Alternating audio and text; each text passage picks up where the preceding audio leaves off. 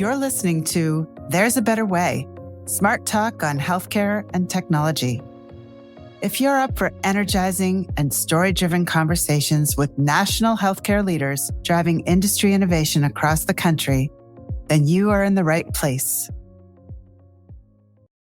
Today, we're going to experience healthcare from the perspective of a longtime primary care doctor.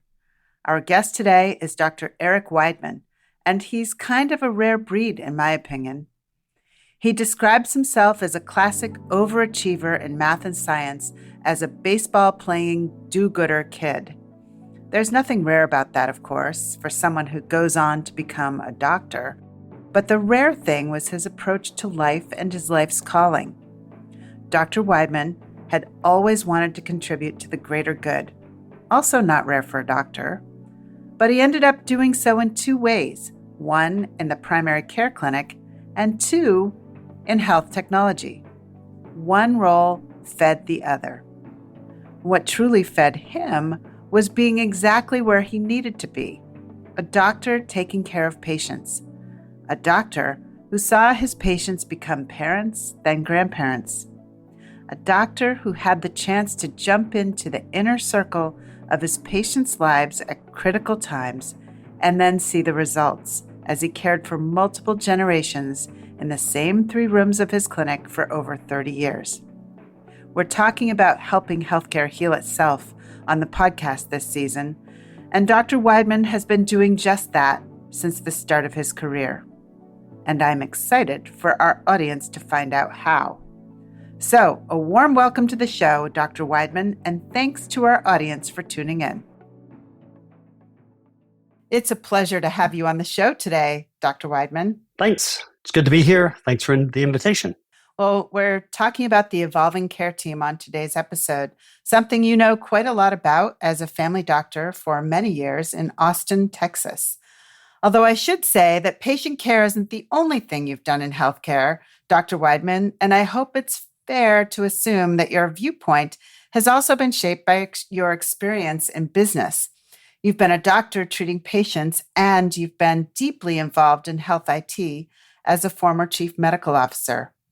But before we dive into how all of that has shaped your perspective, I'd like to go back to when you were a young doctor working on one of the first electronic health record platforms, one of the first EHRs. What was the promise of EHRs in the early days?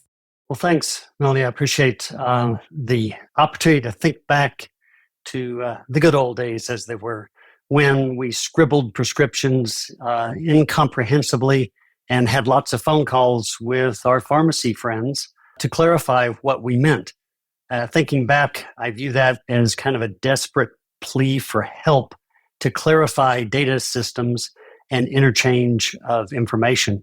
So the first systems I worked on were really just trying to get electronic prescribing up and running into a clean fax form, and then moving forward to using systems that helped organize data.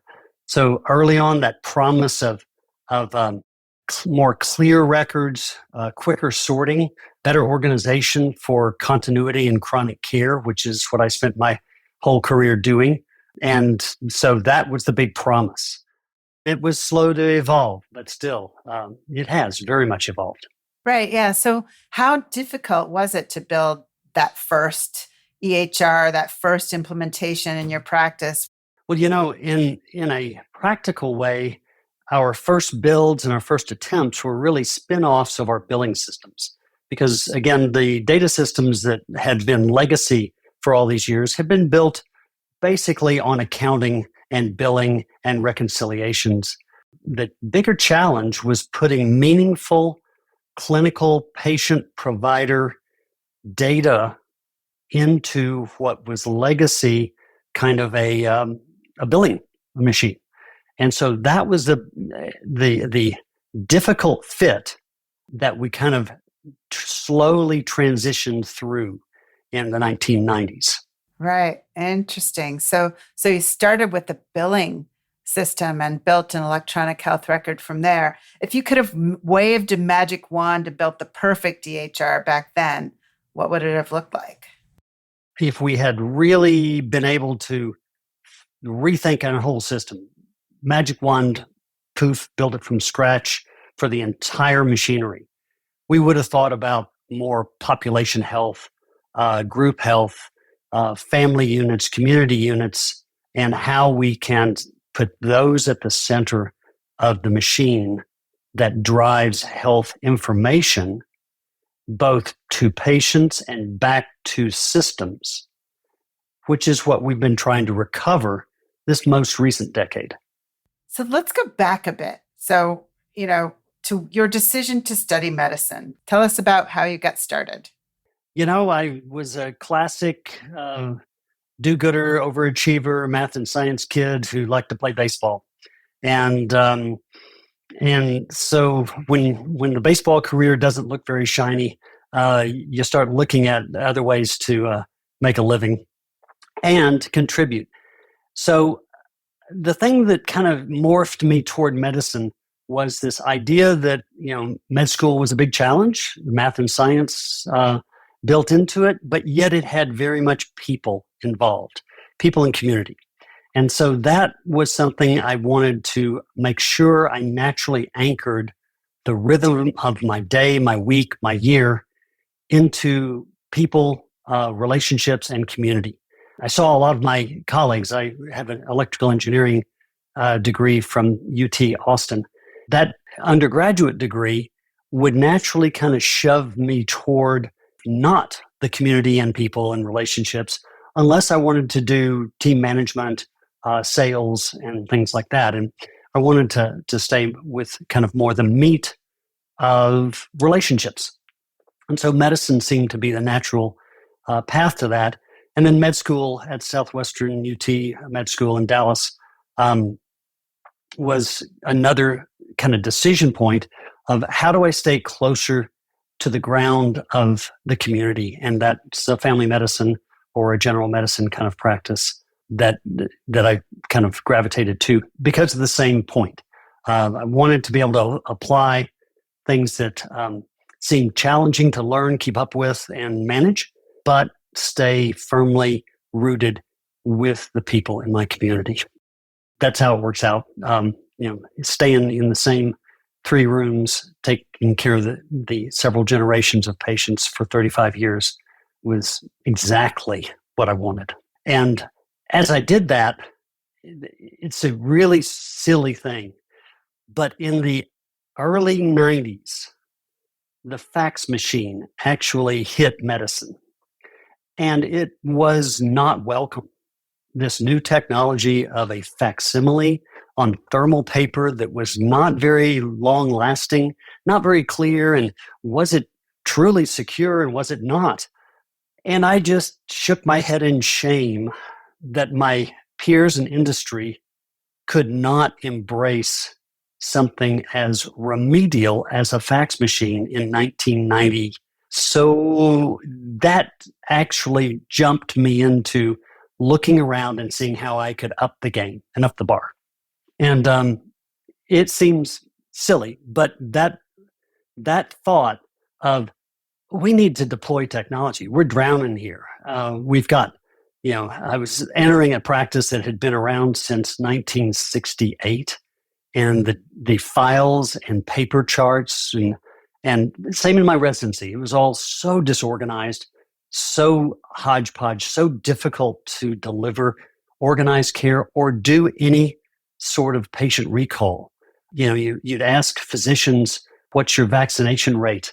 And they'd say, oh, it's perfect. And you'd actually pull the charts and do it, and it was 18%, And so it was just so hard to get data. You'd have to apply a couple of full-time employees for 2 weeks to get one topic analyzed. So the data crunching, the data tracking, and what I think of as the multi-sorting capacity. If I wanted to eventually look at tracking a condition, blood pressure, say, versus various medications, to be able to slice and dice it spreadsheet-wise made all the sense to me. So moving toward that was really the vision that I took in the early 90s, and indeed it took a decade to see that come about. But it happened. So, You're in primary care at the South Austin Medical Clinic. What over the years have you loved about being a family practitioner? well, um, the fabric of being what I think of as intimately involved in people's lives as they struggle to take care of themselves, their kids, their parents, their plans, and getting the chance to jump into those inner circles of importance and decision making and follow up that gives one insight into not just the people I'm working with, the patients and my coworkers, but the results of my efforts. One of the silly things I thought of early on in medicine was in my my pre-medicine high school college days. I did a whole lot of construction and kind of building things, and there was a satisfaction of seeing the results of what you did. And the longitudinal care model, where you're involved with people and you see the results of what you do, whether those are positive or negative results, whether they're equivocal, is an important piece of what I think keeps a person grounded in their work choices. So the fabric of being intimate with people's lives and families, and the ability to be there for them in over many, many years to see the fruits and foibles of those labors. What are the challenges? Where are the things that you've found along the way that are just plain unresolved? You know, there's some major challenges in both the financial aspects of healthcare in all of the world, but for sure in the United States. And so I think people have a lot of angst over where cost and revenue for healthcare workers and outcomes can settle into a sustainable marketplace. So the ecosystem of healthcare finding a stable resonance amongst all the different factions. And oh my goodness, we are so far from a stable flow in the entire ecosystem that is a major issue. And so what you hear is people pulling and pushing. We see insurance rates at crisis levels, but yet we see various insurance companies doing reasonably well in their stock and management. So from the standpoint of healthcare providers, what we see is a major push toward somewhat of a more moderate income potential for people. They feel squeezed, or they feel desperate to resolve education debts. We see a spreading of the workforce into various other dimensions, with creating a larger base of healthcare providers to help take care of the population. So that's all good, but it's all a big challenge in flux right now. You've had a front row seat to the digital transformation. Can you talk about how that plays into some of the challenges that you're talking about? That front row seat has been a bumpy ride. I can attest to various facets of it have been hugely successful. We've literally, in a decade, taken a paper-based system to basically an 80% electronic system in that first decade of meaningful use. And that is huge. That is a rapid transformation of the infrastructure by which process happens. The thing that didn't happen through that time was a lot of concerted guidance to help improve the interoperability and the population health in that first decade of iterations. So again, we digitized a lot of stuff, and a lot of stuff stayed siloed and digitized and useful in pockets, but not as useful as we would have liked. So that's the biggest, I think, pitfall of how this had played out through the 90s and into the 2000s. So we all knew at that time there would likely be some large entity that helps coalesce and guide. And the government the federal government has not been that entity in a major way.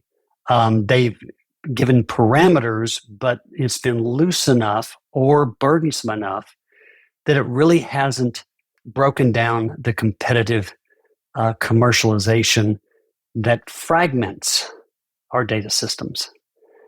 So, fast forward. What we see is what we expected, some major players kind of surfacing as the survivors that help assimilate and organize. And indeed, the name up behind your head, SureScripts, is one of those major survivors that has been tremendously successful at creating a relatively non-proprietary clearinghouse of a lot of data that many, many systems have been able to tap, utilize, and up the game for patient and population care. Now, we see others doing this regionally.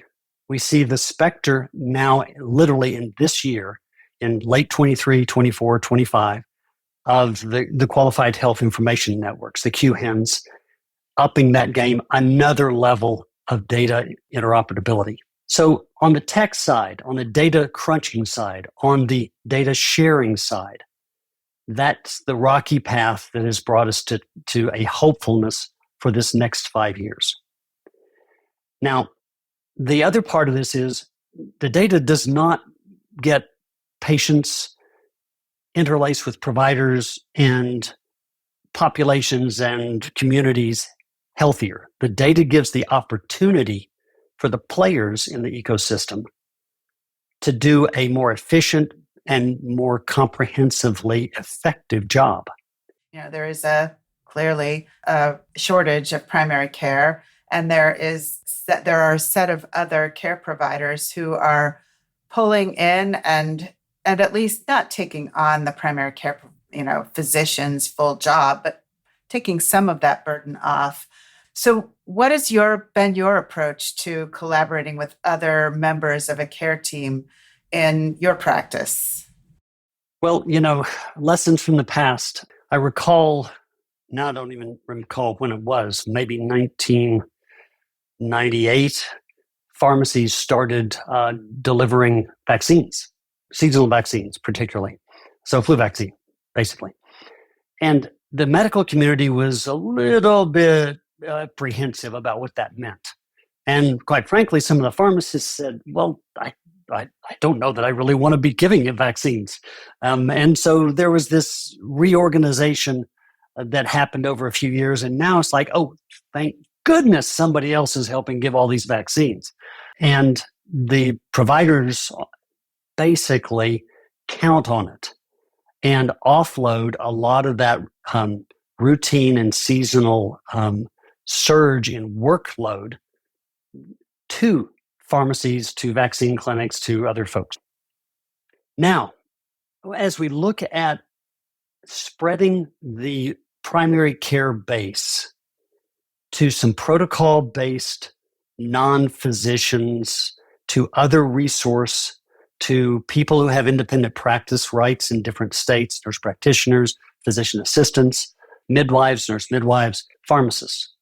And then comes physical therapists and occupational therapists and speech therapists, and then comes prosthetics rehabilitation people, and again, the ecosystem of healthcare delivery. Do you have a story from your practice where that expanded care team really, really helped? Let me lean on kind of a one that is potentially scary and divisive, but very intimate, and that is nurse midwives. A whole lot of good work in the teams of nurse midwives that practiced around Austin, Texas. And I recall needing one of my patients to have urgent consult when things did not go well at home. So again, the vast majority of these three midwives I knew pretty well, work went beautifully. Home deliveries, wholesome environments, healthy mom, healthy baby, all great. And the need for the backup expedited by their relationships with a critical care OB-GYN and a neonatal intensive care unit facility. Again, when it was needed, then that pulling that trigger and having it not be, oh my goodness, you shouldn't be doing what you do, but oh my goodness, patient is in need, infant is in need, mobilize and address. And so that is kind of this concept of one of the aspects that actually has been going on for a long, long, long time, my whole life. Doulas in the southern U.S. Along the Latino-Mexican culture border, the nurse midwives that practice in or out of OB-GYN groups, but they have backup. And so that is one of the examples that I would come up with. The other that I would come up with is we have a very innovative, dedicated pediatrician who opened literally a zero-pay clinic on a shoestring basis in Austin and deployed two nurse practitioners that she had worked with at one of the hospital PDICUs. And they deliver what's needed from donations and stock of their own pharmacy to whoever shows up. And again, the majority of the work is provided by the nurse practitioners, with the physician stepping in for some of the more complicated or the reality check support. And that has really expanded that kind of gap care for pediatrics in a half of Austin. Well, if you could snap your fingers and put the perfect care team together for your practice, right? What would be the elements of it and how would it all play out for patients? The diversification of access points is something that is not agile to most of the people who play in the healthcare domain. What does the guy mean by that? Let me explain. Okay. I have friends, colleagues, employees over the years that just cannot do a telemedicine visit. They don't do it well. They don't like it. They feel like it's beneath them or it's just not agile. I have people that would never think of doing a home visit or see patients in a long-term care facility or do hospital rounds. I have employees who have been great at strategizing and managing alternatives and alternative resource and reaching out into the community. So what would it look like? It would look like a network of people in a geographic location that have agility for the different touch points: online, in person, critical care, long-term care, social needs, mental health needs. And whether those have what level of advanced degrees or not is more of a legal title and an authority and a licensure than it really is a practical matter. So one of the examples I'd give you is when I work with nurse or medical assistants through the 40 years that I've done that, one of the most empowering experiences is if they've managed and raised children, male, female, whatever gender, I don't care. But if they've been around young sibs, babysitting, raising kids, had assessments, caregiving, that empowers them to do healthcare very much. Now, there's another one that we are just getting to, and this is where our larger healthcare systems may actually have some value added, much to my chagrin. And that is somebody looking at data, analytics, and subpopulations. And again, we're just up to having the clinical ways to track and look and forecast those here in this last 5, 8, 10 years or so, depending on how big a data set and how stable your population is. So the data analytics saying, we have a pocket of people in this part of our territory that have not been accessing healthcare and are underserved with both vaccinations and acute care, and they're missing work. And their kids are not making school. That kind of data analytics gives the focus for community engagement. We think about this a lot right now as a candidate QHIN. We're trying to figure out what information does a pharmacy really need, for example? And this is not a popular opinion amongst my healthcare provider friends, but I actually accept and value the role of medical liability in my attorney colleagues, the malpractice attorneys, because that keeps people, developers, companies, providers, a little more cautious. Does it slow development? Does it create redundancies? Yes, it does. But these are important topics for people and their families and their communities. And so, I respect that, and it is not easy. I err in our software development over the years in exposing more information at the risk of overwhelming the workforce, because the more information is empowering for people who can at least see and either be alerted by it or confused enough that they look for support and help. So again, that exception handling is an important piece of this for the public well-being. So this season, we're asking our guests how they think we can best help healthcare heal itself. So Dr. Weidmann, feel free to answer these questions however you'd like. You can zero in on something specific or zoom out, look at the big picture, or both. But healthcare's hurting. What's your diagnosis for what's wrong with it? I see our healthcare ecosystem as being ill with what I would refer to as fragmented narcissism. The narcissism of each piece being self-loving and self-sustaining at the expense of other pieces is the natural build. So the diagnosis is to have the different fragments feel and empathize more with others, which means we need more community building and community interplay amongst the ecosystem players. So does that mean everybody works for Gorilla System A? No, it doesn't, because that now makes a we them.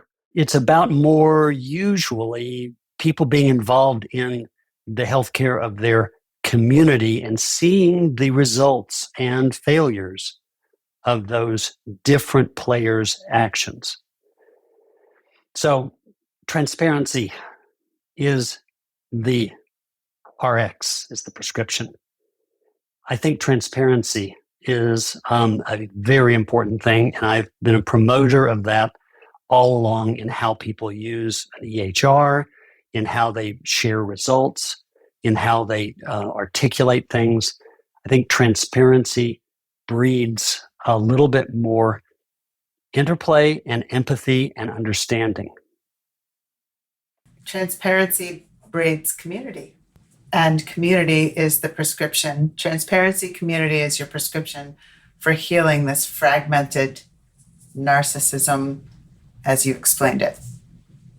Thank you so much for a wonderful discussion. It was really, really insightful to hear straight from the primary care office and your experiences both in practice and in health IT. So thanks so much for today. You're so welcome. I want to leave you with one of those growing moments I had. I was standing in the ER as a resident with a chief trauma surgeon attending. A wonderful cornerstone of the Central Texas medical team for 45, 50 years that he practiced. And I was retracting a gunshot wound chest on one side, and he was working on arterial bleeds on the other. And he was saying how he really understood that people needed to know and promote public health and understand how to take care proactively. But he needed somebody here to tie off bleeders with him. So I thought to myself, yes, there are different skill sets in the entire thing, in the entire ecosystem. And so that was one of those epiphanies of, thank you for at least acknowledging what I'll spend a lot of my time doing. And thank you for having me here and teaching me to tie off bleeders and manage major trauma. It was, one of those things that it is a rarity sometimes in medical training now, is kind of being exposed to many, many layers of the healthcare ecosystem. Right. Everybody has a role, right? Very much so. Thanks again so much. We really appreciate it. Appreciate it, Melanie. It's been a delight talking with you. I appreciate it. And thank you for the opportunity to be here. As we heard today, Dr. Weidmann has been helping healthcare heal itself from the very start of his career, with the infamous fax machine and his effort to replace it with the electronic health record, or EHR. But technology wasn't his only focus. It was also about being there for his patients over many, many years, and over those years, getting to see the direct impact of his work. So with his experience in both primary care and health technology, how would Dr. Weidmann help healthcare heal itself? What is his prescription? In a word, it's transparency. Healthcare's diagnosis, Dr. Weidmann says, comes down to what he calls the fragmented narcissism of each little piece of the healthcare system only looking out for itself. His prescription is to unify those fragments, to get them feeling and empathizing with each other so that people can really see both the successes and the failures of healthcare in their communities. Only then can we start to heal it. Transparency is the way, and transparency breeds community, the kind of community that leads to healing. I want to thank you for spending your time and sharing your perspective with us, Dr. Weidmann, and I wish you the best of luck in your future endeavors.